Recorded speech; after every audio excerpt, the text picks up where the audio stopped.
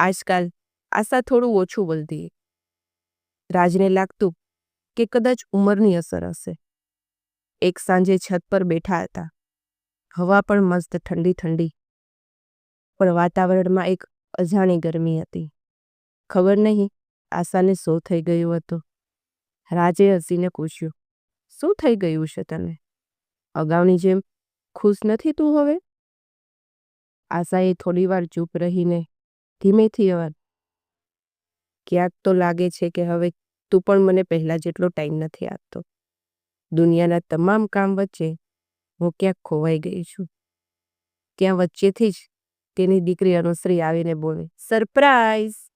Mummy papa! Anushree થોડા time પહેલા જ વિદેશથી અહીં આવી હતી.